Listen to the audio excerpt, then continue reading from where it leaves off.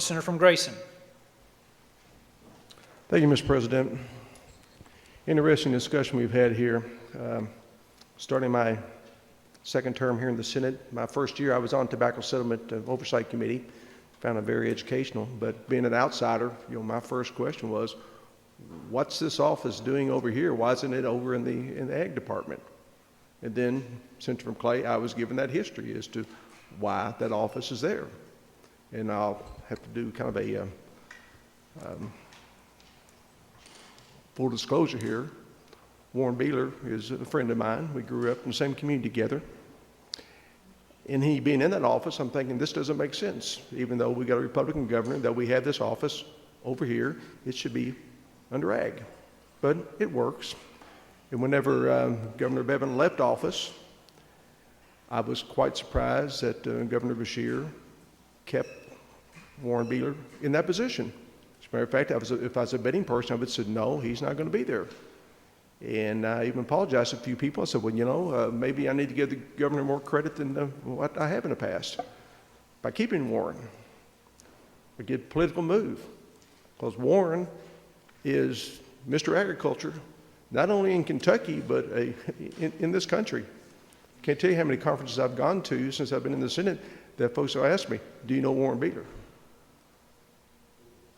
And the great thing about Warren is when you talk to him, you don't know if he's Republican or he's Democrat at all. But I assume that the governor kept him because he was what was best for agriculture.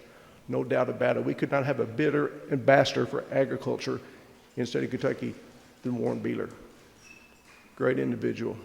Loves our Commonwealth. And when he was discharged, supposedly the only reason he was given was that the governor wanted to move in a different direction. What could that direction possibly be when you got a guy who's so passionate about agriculture to begin with, has the united respect of everyone, both Democrat and Republican, but he removes him from the position? So quite simply, I don't think he made decisions in the best interest of his Commonwealth. It appears to be that he just wanted to recognize a family member and reward them. I think you have to ask yourself, anyone who's been in this chamber any time at all, is replacing Warren Beeler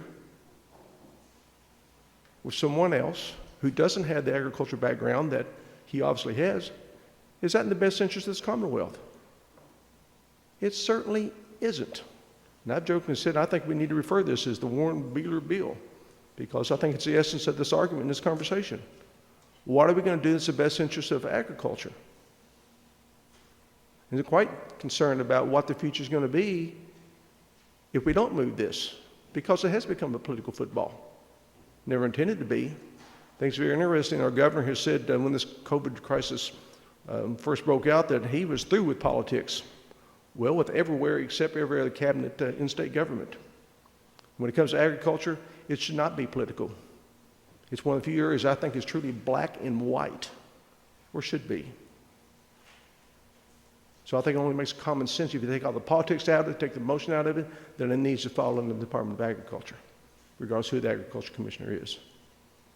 Again, just common sense, not politics, but truly in the best interest of agriculture as a whole, which is still a driving force of our economy in Kentucky. Thank you, Mr. President.